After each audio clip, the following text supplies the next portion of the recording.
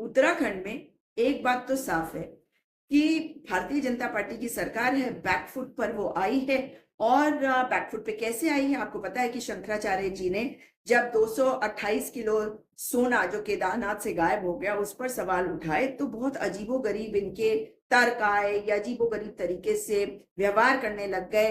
उनको कांग्रेस का एजेंट बताने लगे। हर एक कांग्रेस का एजेंट हो या किसी का भी एजेंट हो, भाई सवाल तो आपसे पूछे जाएंगे ना। और केदारनाथ मंदिर कोई आप अपने घर से तो लाए नहीं है ना? सबका है।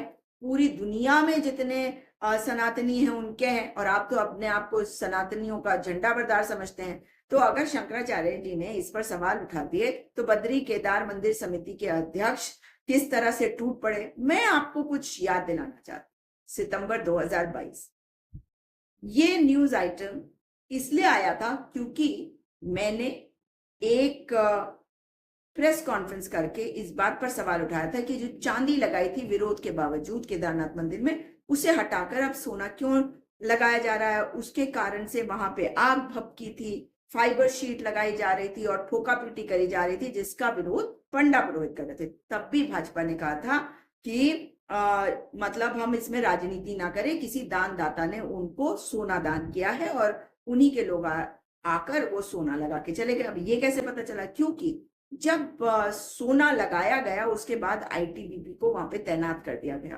तो आईटीबीपी को वहां पे तैनात क्यों किया गया? 23 किलो सोने के लिए। अब मैं यहाँ पे आपको एक बात अवश्य बोलूं, उस समय अजेंद्र अजय सब जगह आए और उन्होंने इस बात को माना कि केदारनाथ मंदिर के अंदर किसी दानदाता के द्वारा दिया गया सोना लगाया गया। उन्होंने गर्भगृह के अंदर से अपनी तस्वीरें वायरल करी, जो बेहद निंदनीय है। उस वक्त उनको ये बात कही भी गई। और उसके बाद जब आईटीबीपी को वहां लगाया गया, क्योंकि वहां पे सोना लगाया गया था, तो सवाल उठा कि भाई सोना लगाया गया इसलिए आईटीबीपी लगाई गई। तो भाई टैक्स पेयर का पैसा है, भगवान के लिए लगाया जाए, किसी को कोई दिक्कत नहीं। लेकिन आप लगाने के बाद कहेंगे जी सोना ही नहीं था। क्यों? क्योंकि इन्होंने क्या कहा? इन्होंने कहा कि सोने का पानी चढ़ाया गया था। अब आप ये ध्यान से सुनिएगा मेरी बात। सोने का पानी चढ़ाया गया था। जानते हैं क्यों? क्योंकि हर महिला जानती है कि अगर वो चांदी का जो चेन है या चांदी की कोई चीज है उस पे सोने का पानी चढ़वाती है, तो आप बताइए उसके बाद उस सोने का पानी क्या हो जाता है? क्या वो रहता है उस पे? नहीं ना। कुछ समय के बाद वो रंग उसका फीका हो जाता है, और अगर आपको उसको फिर से चमकाना है तो फिर से उस पर सोने का पानी चढ़वाना पड़े। है ये बात या नहीं? तो अब अजेंद्र अजय जी से एक सवाल है मेरा। जब आप कहते हैं कि सोने का पानी चढ़ाया गया, वो 23 किलो सोना, 23 किलो मान दिया कि पूरे मंदिर में उसका पानी चढ़ाया गया, तो वो पानी जब उतर गया तो वो चला गया ना, वो धीरे धीरे समय के साथ तो उड़ गया। तो सवाल ये उठता है कि अब केदारनाथ में क्या सोना नहीं लगा हुआ? क्योंकि जब ये बात सामने आई थी और पंडा पुरोहितों ने इसका खुलासा किया था कि सारा सोना पीतल में बदल गया, और तब अजेंद्र अजय ने आके कहा था कि 228 किलो सोना नहीं है, 230 किलो सोना नहीं है, मात्र 23 किलो सोना। चलिए जी, आपकी बात मान लेते हैं। अगर 23 किलो सोने का पानी था या 23 किलो सोना था, यह आपने तब भी क्लैरिफाई नहीं किया।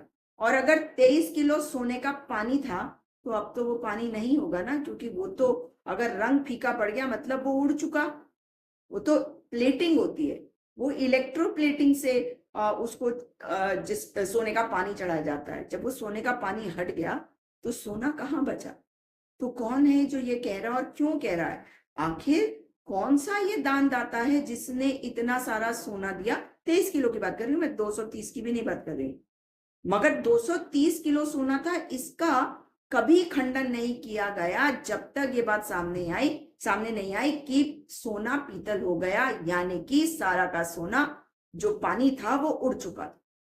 तो अब अजेंद्र जी को ये बताना चाहिए और सरकार को इसमें तहकीकात भी करनी चाहिए, जांच बैठानी चाहिए, क्योंकि तब सतपाल महाराज जी ने भी कहा था कि कोई जांच बैठाने जा रहे हैं जब ये पता चला कि सोना पीतल हो गया। अब शंकराचार्य जी पे सवाल उठाने के बजाय अजेंद्र अजय जी ये बताइए कि अगर वो सोने का पानी था तो वो तो उड़ गया, अब तो वहां कोई सोना नहीं।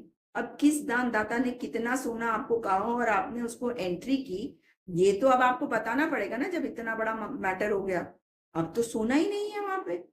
अब तो सरकार या तो सो रही है, या हमारे पत्रकार बंधु हैं जो इसमें इस बात को समझ के सवाल नहीं उठा पा रहे, क्योंकि आप लोगों में से कई लोग बहुत सवाल उठा रहे हैं। मैंने देखा, मैंने राठी जी, अजीत राठी जी का देखा, मैंने गजेंद्र रावत जी का देखा, मैंने और भी बहुत सारे हमारे जो पत्रकार हैं उत्तराखंड के, उनके सबके देखे। ये पूछे ना इनसे, ये बहुत महत्वपूर्ण पॉइंट है जो आप मिस कर रहे हैं, कि सोने का पानी जब चढ़ाया जाता है तो वो इलेक्ट्रोप्लेटिंग होती है, और वो धीरे धीरे करके जब वो उतर जाता है, फीका हो जाता है, मतलब वो पानी जो है उतर गया, यानी कि अब सोना ही नहीं है केदारनाथ मंदिर में।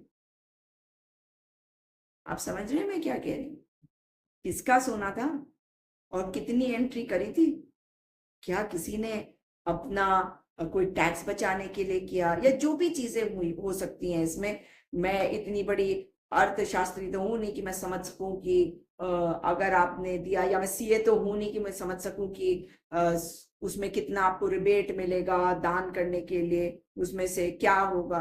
तो इन सब चीजों को जानने के लिए मैं यही कहूंगी कि जो जांच सतपाल महाराज जी ने कही थी कि बैठाई जाएगी, और ये 2023 की बात है, तो ज्यादा पुरानी बात भी नहीं है। 2022 में चढ़ाया गया सोना, और 2023 में ये सारी बातें हुई।